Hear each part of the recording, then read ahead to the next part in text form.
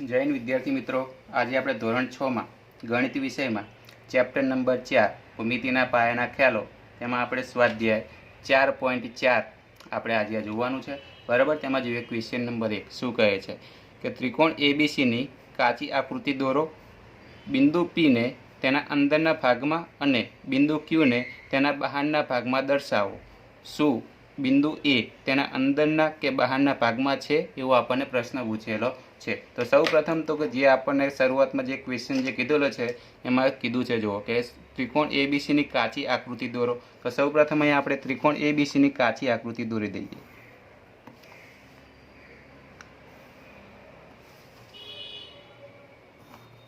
બરાબર છે, જેનું આપણે નામકરણ કરવાનું છે.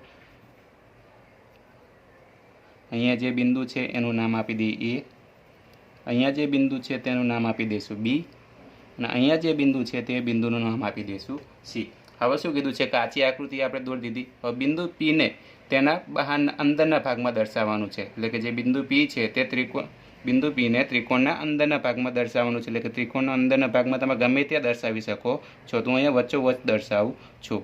બરાબર છે, અંદરના ભાગમાં. અને બિંદુ ક્યુને તેના બહારના ભાગમાં દર્શાવવાનું છે. બરાબર છે, એટલે કે બિંદુ ક્યુ છે તેને ત્રિકોણના બહારના ભાગમાં. તો અહીંયા કોઈ પણ જગ્યાનું બહારના ભાગમાં તેને અહીંયા દર્શાવી દીધું. બરાબર છે, ભાગમાં દર્શાવો. હવે શું કીધું છે જો પ્રશ્ન કે શું બિંદુ એ તેના અંદરના કે બહારના ભાગમાં છે. આ જે બિંદુ એ છે બરાબર છે તે ત્રિકોણના અંદરના કે બહારના ભાગમાં છે એવો આપણને પ્રશ્ન પૂછેલો છે. તો અહીં જે આપણે જે બિંદુ એ છે બરાબર છે એ એવી રીતના છે કે જે અંદરના ભાગમાં પણ નથી કે બહારના ભાગમાં પણ નથી. તો તે કે કયા ભાગમાં છે, તો કે બિંદુ એ ત્રિકોણ ઉપરનું બિંદુ છે. બરાબર છે, જે ત્રિકોણ એ બી સી છે બરાબર છે એના ઉપર આવેલું આ બિંદુ છે. તે બિંદુ એ છે તે અંદરના ભાગમાં પણ નથી કે બહારના ભાગમાં પણ નથી. ક્યાં આવેલું છે બિંદુ, તો કે ત્રિકોણ એ બી સી ઉપર આવેલું આ બિંદુ છે. તો અહીંયા આપણે લખીશું કે અહીં બિંદુ એ ત્રિકોણ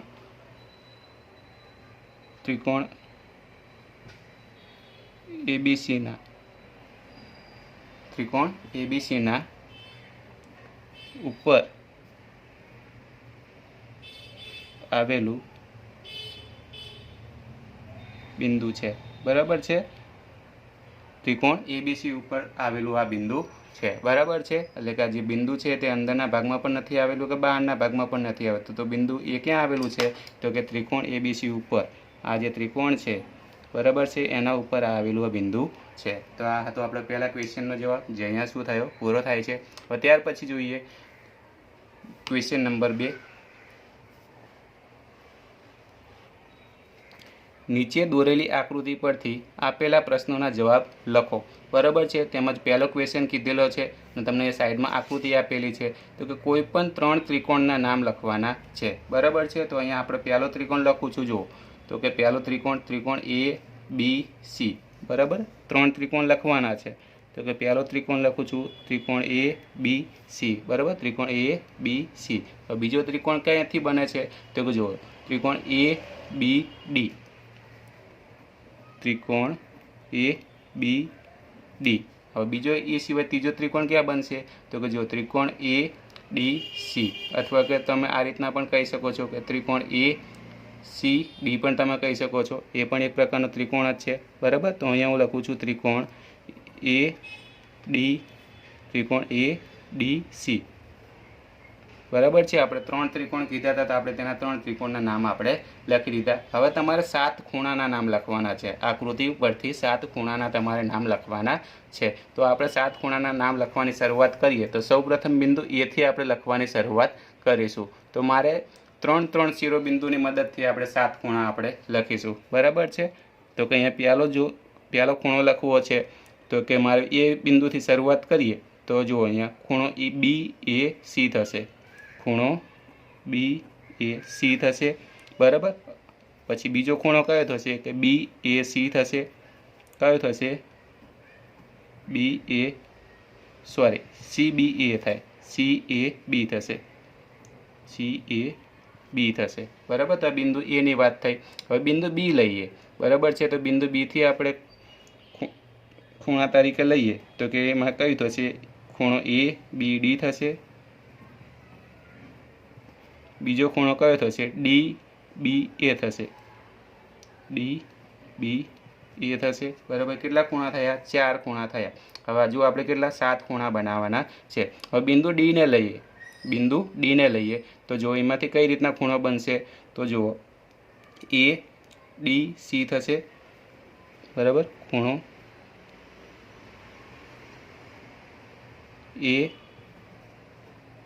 એ ડી સી પણ થશે. એ ડી સી પણ થશે, અથવા સી ડી એ પણ થાય. ખૂણો સી ડી એ આપણે જાણીએ છીએ કે જે ખૂણો દર્શાવતું જે શિરોબિંદુ છે હંમેશા આપણે વચ્ચે જ લખીએ છીએ. બરાબર. તો બિંદુ ડીના પણ આપણે 2 ખૂણા દર્શાવી દીધા. તો કેટલા ખૂણા થયા જુઓ? 1 2 3 4 5 અને 6. હજુ એક બાકી રહ્યો છે. તો બિંદુ સીને આપણે લઈએ તો કે ડી સી એ થશે.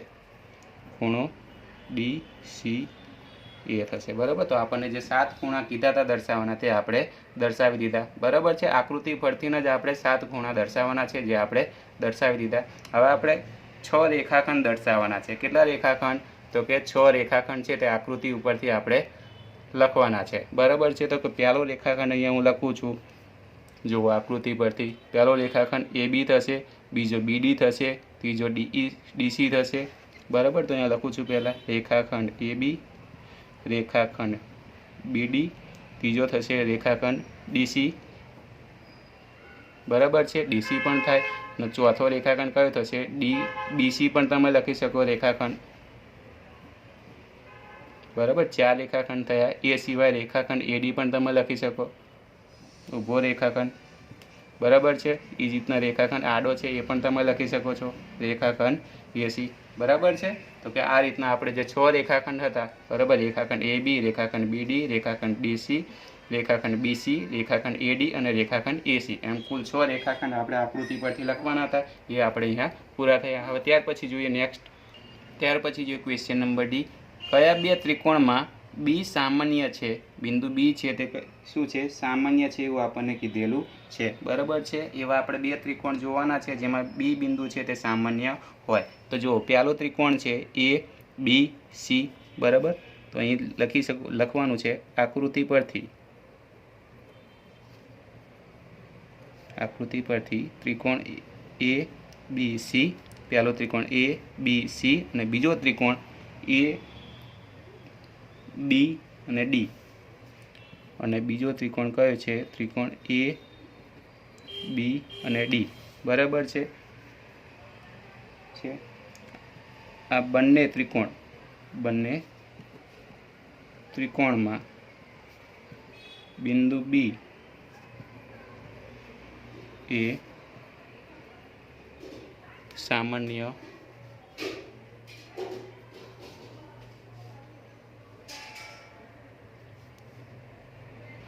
અહીંયા વિદ્યાર્થી મિત્રો ભૂલ છે થોડી. આકૃતિ પરથી ત્રિકોણ એ બી સી અને ત્રિકોણ એ બી ડી, આ બંને ત્રિકોણમાં જે ખૂણો બી છે તે કેવો છે? સામાન્ય છે એવું આપણને કીધેલું છે. બરાબર. અહીંયા બી સામાન્ય છે એવા 2 ત્રિકોણ આપણને કીધા હતા. તો આપણે પહેલો ત્રિકોણ એ બી સી થયો અને બીજો ત્રિકોણ એ બી ડી થયો. આ બંને ત્રિકોણમાં ખૂણો બી એ સામાન્ય છે. બરાબર છે. આ બંને ત્રિકોણ છે. બરાબર. એ બી સી અને બીજો ત્રિકોણ એ બી ડી. બરાબર છે. આ બંને ત્રિકોણમાં ખૂણો બી છે તે કેવો છે? સામાન્ય છે. બરાબર. તો આ હતો આપણો ક્વેશ્ચન ડી, જે અહીંયા શું થાય છે? પૂરું થાય છે. બરાબર છે. અને સાથે સાથે જે સ્વાધ્યાય 4.4 છે એ પણ અહીંયા શું થાય છે? પૂરું થાય છે, જે આકૃતિ ઉપરથી ફક્ત જવાબ આપવાના હતા. બરાબર. હવે ત્યાર પછી જોઈએ સ્વાધ્યાય 4.5. તો જોઈએ સ્વાધ્યાય 4.5.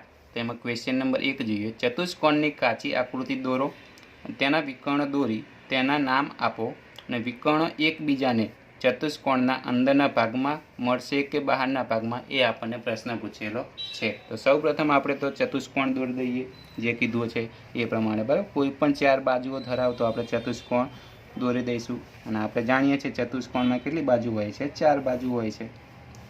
બરાબર. તો 4 બાજુઓ ધરાવતો ચતુષ્કોણ દોરી દીધો, ચતુષ્કોણની કાચી આકૃતિ આપણે દોરી દીધી. હવે તેના વિકર્ણો દોરી તેનું નામ આપવાના છે. બરાબર છે. શું દોરવાના છે? વિકર્ણો દોરવાના છે અને એના પર શું આપવાના છે? નામ આપવાના છે. તો આપણે જાણીએ છીએ કે ચતુષ્કોણમાં કેટલા વિકર્ણો મળે છે? 2 વિકર્ણો મળે છે. બરાબર છે. બંને સાઈડના ખૂણામાંથી એક આ બાજુથી વિકર્ણ મળશે અને એક આ બાજુથી વિકર્ણ મળશે. બરાબર છે. હવે બંને જે વિકર્ણ છે તેનું નામકરણ આપી દઈએ. તો કે પહેલો જે વિકર્ણ છે તેનું નામ આપી દઈશું આપણે PR નામ આપી દઈશું. બરાબર છે. PR નામ આપી દઈશું અને બીજાનું નામ આપી દઈએ આપણે Q અને S નામ આપી દઈશું. હવે બંને જે વિકર્ણો જ્યાં છેદે છે તે બિંદુને નામ આપી દઈશું. અહીંયા આપણે O નામ આપી દઈશું. શું નામ આપી દઈશું? O નામ આપી દઈશું. હવે ત્યાર પછી જોઈએ. બરાબર છે.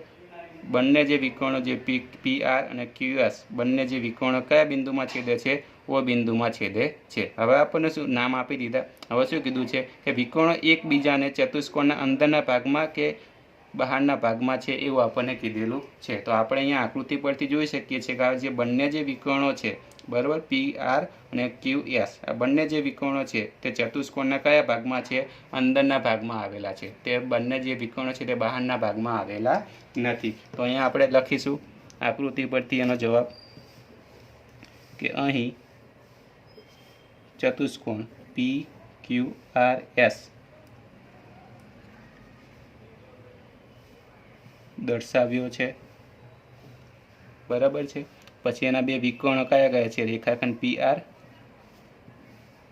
અને રેખાખંડ કયો? QS. તેના વિકર્ણો છે જે બંને વિકર્ણો કયા બિંદુમાં? O બિંદુમાં છેદે છે. જે બંને વિકર્ણો O બિંદુમાં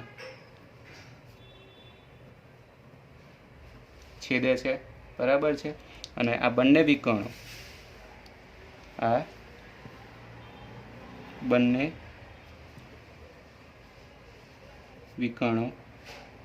એ ચતુષ્કોણના અંદરના ભાગમાં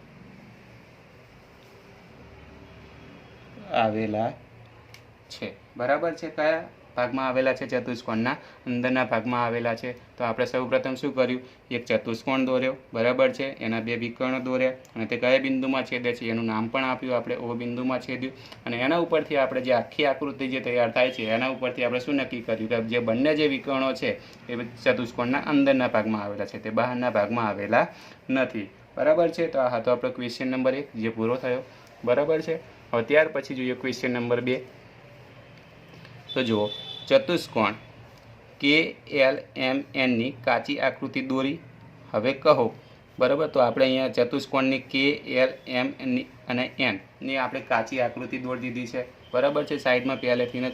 હવે એની ઉપરથી ક્વેશ્ચનના જવાબ આપવાના છે કે સામસામેની બાજુઓની 2 જોડ તમારે લખવાની છે. બાજુઓની જોડ એટલે કે એક પ્રકારના રેખાખંડની 2 જોડ તમારે લખવાની છે. બરાબર છે. તો સામસામેની બાજુઓની જોડ લખીએ તો સૌપ્રથમ આપણે લખીએ કે રેખાખંડ KL. બરાબર છે. એની સામેની બાજુ કઈ થશે? તો કે રેખાખંડ NM થવાની.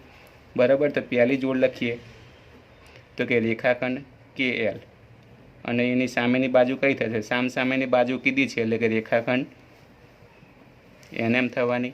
તો બીજી જોડ કઈ થશે? તો કે જો રેખાખંડ NK અને એની સામેની બાજુ કઈ થશે? રેખાખંડ ML. બરાબર. રેખાખંડ NK અને તેની સામેની બાજુ કઈ થશે? રેખાખંડ ML. બરાબર છે. આ એને શું થશે? સામસામેની બાજુઓની જોડ થશે. બરાબર છે. હવે એવી જ રીતના શું કીધું છે? બીજો ક્વેશ્ચન કે સામસામેના ખૂણાઓની 2 જોડ તમારે લખવાની છે. સામસામેના ખૂણાની જોડ કીધી છે. બરાબર. તો અહીંયા આપણે પહેલી જે જોડ લખીએ તો કે ખૂણો K લઈએ. પહેલો ખૂણો K લઈએ તો એનો સામેનો ખૂણો કયો થશે? ખૂણો M. તો કે ખૂણો K અને ખૂણો M. બરાબર છે. એવી જ રીતના બીજી જોડ લખીએ તો કે ખૂણો L લઈએ તો એનો સામેનો ખૂણો કયો થશે? તો કે ખૂણો N. ખૂણો L લઈએ અને એનો સામેનો ખૂણો કયો થશે? ખૂણો N. બરાબર. તો આ એના શું થયા? સામસામેના ખૂણા થયા. બરાબર છે. હવે ત્યાર પછી જોઈએ ક્વેશ્ચન નંબર 3 કે પાસેની બાજુઓની 2 જોડ લખવાની છે. કેટલી? પાસ પાસેની બાજુઓની બે જોડ. તો કે પાસ પાસેની બાજુઓની બે જોડ એટલે કે રેખાખંડ એન કે એની પાસેની બાજુ કઈ થશે તો કે KL પણ થશે અને NM પણ થશે. બરાબર છે. અહીંયા પાસ પાસેની બાજુઓની જોડ લખવાની છે. બરાબર છે. હવે તમને બે જોડ કીધી છે તો આપણે અહીંયા બે જોડ લખીશું. તો લખીએ આપણે પાસ પાસેની બે બાજુઓ. તો અહીંયા આપણે પહેલાં લખીએ રેખાખંડ NK, તો એની પાસ પાસેની બાજુ બે થશે, એક NM પણ થશે રેખાખંડ અને બીજી કઈ થશે KL પણ થશે. તો એમાંથી કોઈ પણ તમે લખી શકો છો. તો આપણે પહેલી જોડ લખીએ કે રેખાખંડ NK, બરાબર. એની પાસેની બાજુ કઈ છે રેખાખંડ NKની પાસેની બાજુ કઈ છે તો NM પણ થશે અને KL પણ થશે. એમાંથી કોઈ પણ તમે લખી શકો છો. તો અહીંયા લખું છું રેખાખંડ KL, બરાબર છે. અને બીજી જોડ લખું છું અહીંયા NM, NK અને KL લખી. હવે અહીંયાથી બીજી કોઈ પણ લઈ લઉં કે અહીંયા ML લઈ લઉં. કઈ બાજુ લઉં છું ML બાજુ લઉં છું. બરાબર છે. તે એની પાસેની બાજુ કઈ થશે ML,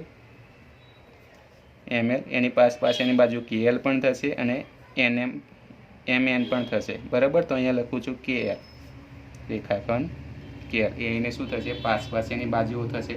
હવે અહીંયા શું કીધું છે કે પાસેના ખૂણાઓની બે જોડ તમારે લખવાની છે. શું લખવાનું છે પાસેના ખૂણાઓની જોડ.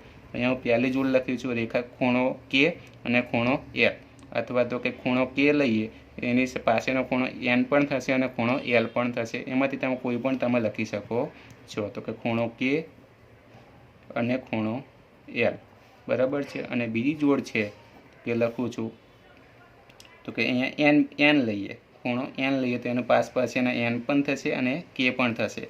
બરાબર. તો કે ખૂણો N અને બીજો કયો થશે ખૂણો M લઈ લઈએ. ચલો, તો આ પાસેની બે જોડ હતી પાસેના ખૂણાઓની, તે આપણે અહીંયા લખ્યા. બરાબર છે.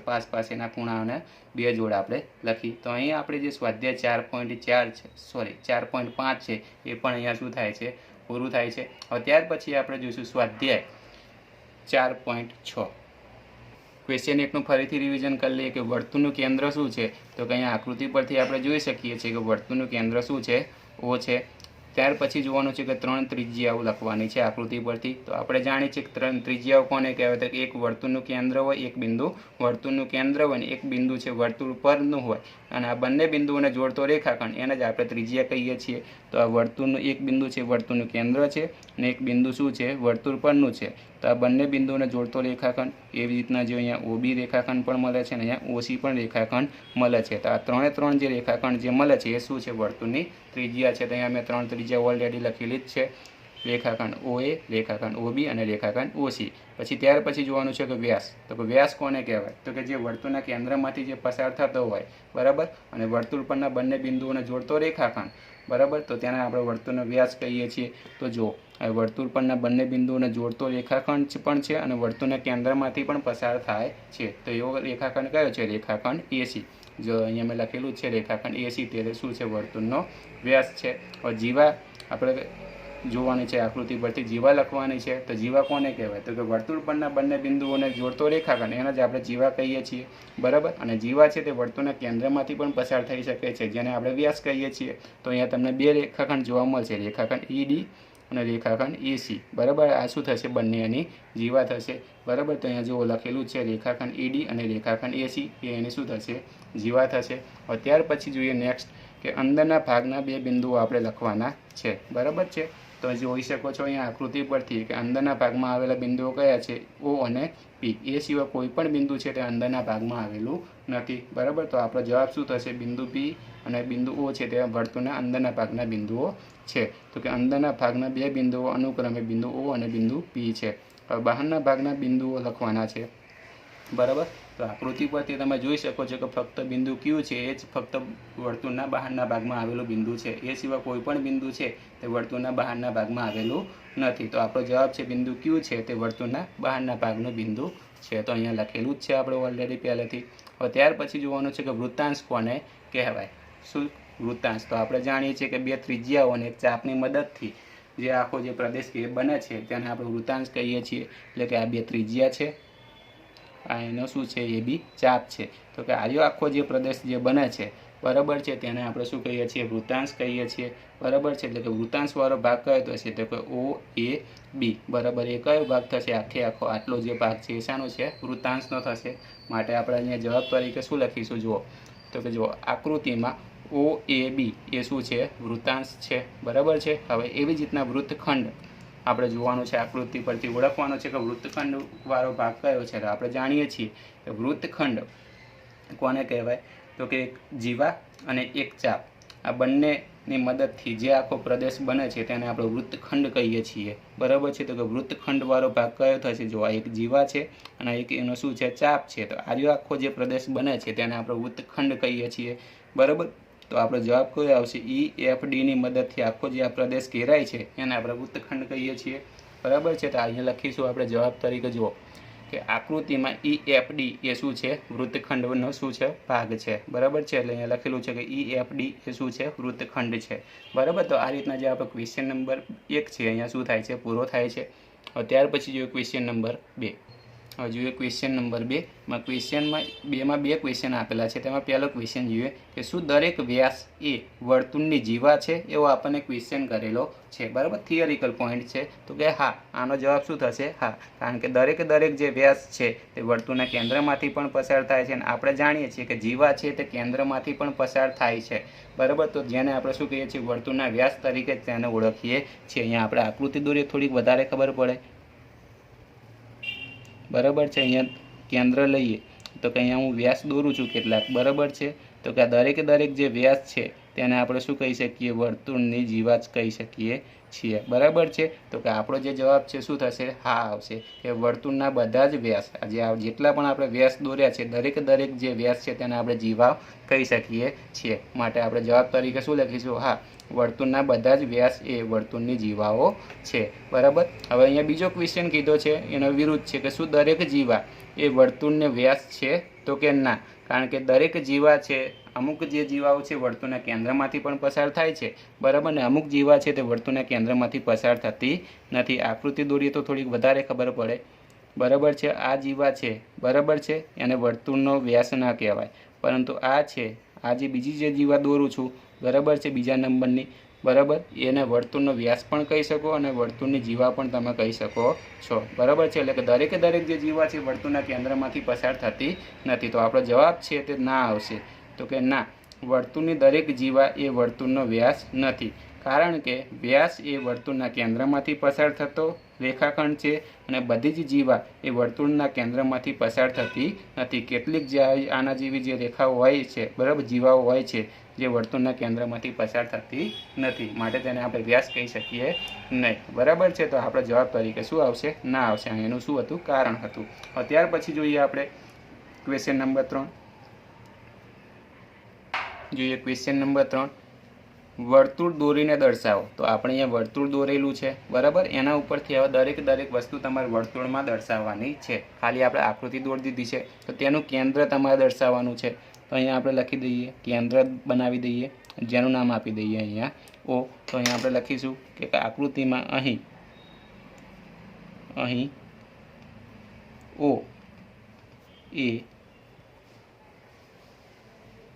વર્તુળનું કેન્દ્ર છે શું છે વર્તુળનું કેન્દ્ર છે બરાબર। હવે ત્યાર પછી એને શું કીધું છે ત્રિજ્યા દર્શાવવાની કીધી છે તો આપણે એક ત્રિજ્યા દર્શાવી દઈએ ચલો। તો આ એને શુદ્ધ બનાવી દીધી આપણે ત્રિજ્યા બરાબર। કયો રેખાખંડ બનાવ્યો તો કે રેખાખંડ AO આ શું છે એક પ્રકારની ત્રિજ્યા છે તો અહીંયા લખીશું તો કે રેખાખંડ AO એ વર્તુળની ત્રિજ્યા છે बराबर है शू है वर्तुळनी त्रिज्या है। हवे आपणे व्यास बनाववानो छे शुं लखवानो बनाववानो छे व्यास बनाववानो छे तो कि आ जे बिंदु केंद्र वर्तुळना केंद्रथी आ जे रेखाखंड छे तेने हूँ अहींया लंबावी दऊं बराबर आ रीतना शुं लंबावी दऊं अने अहींया बी बिंदुनुं नाम आपी दऊं हूँ बी नाम आपी दऊं शुं नाम आपी दऊं बी नाम आपी दऊं तो आखे आखो आ जे रेखाखंड बने छे कयो અહીંથી बिंदु ए थी बी सुधीनो बराबर है। तो कि आने शू कहीशुं आपणे व्यास कहीशुं बराबर। तो कि अहींया आपणे लखीशुं कि रेखाखंड AB ए वर्तुळनो વ્યાસ છે। હવે ત્યાર પછી આપણે એનો વૃત્તાંશ લખવાનો છે। વૃત્તાંશ તો આપણે જાણીએ છીએ કે વૃત્તાંશમાં 2 ત્રિજ્યાઓ અને 1 ચાપની જરૂર પડે છે, બરાબર છે। તો અહીંયા લખીશું 2 ત્રિજ્યા અહીંયા દોરી દઈશું અને એનો શું થશે, ચાપ થશે। તો કે 2 ત્રિજ્યા છે તો અહીંયા નામ આપી દે સી અને ડી, બરાબર। તો આર્યો આખો જે પ્રદેશ બને છે, બરાબર, એનો શું થશે, વૃત્તાંશ થશે। તો અહીંયા લખીશું વૃત્તાંશ એટલે કે આકૃતિમાં ઓ સી ડી એ શું છે, વૃત્તાંશ છે।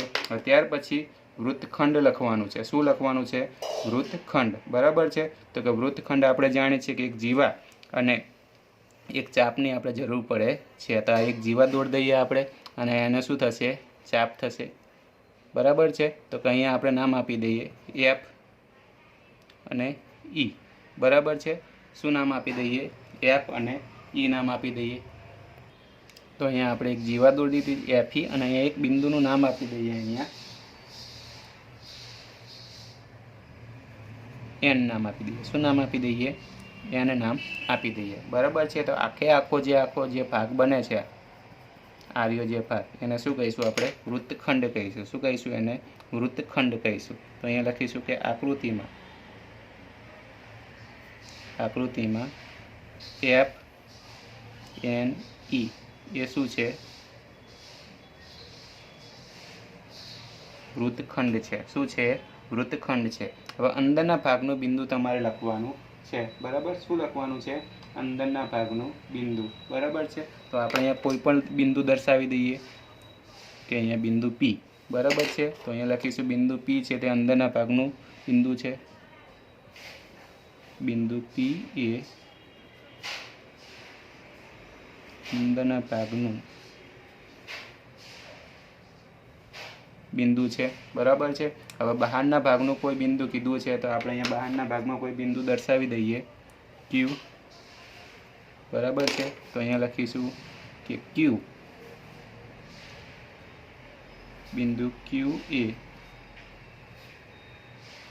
બહારના ભાગનું બિંદુ છે, બરાબર છે।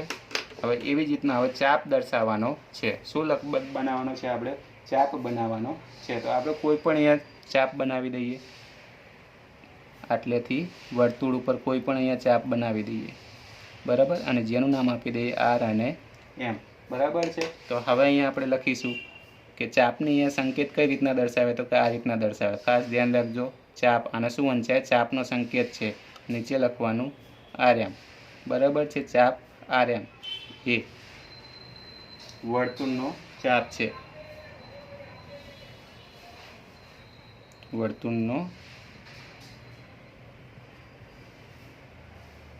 ચાપ છે, બરાબર। તો આપણે એને દરેક જે વસ્તુ કીધી હતી દરેક આપણે આકૃતિમાં દર્શાવી દીધી, બરાબર છે। હવે આ રીતના આપણે જે ક્વેશ્ચન નંબર જે 3 છે એ પણ પૂરો થાય છે અને ક્વેશ્ચન નંબર 4 અને આ સ્વાધ્યાયનો છેલ્લો ક્વેશ્ચન ખરા ખોટા છે તે આપણે કહેવાનું છે, બરાબર। તો જુઓ, એમાં પહેલો છે કે વર્તુળના 2 વ્યાસ હંમેશા છેદે છે।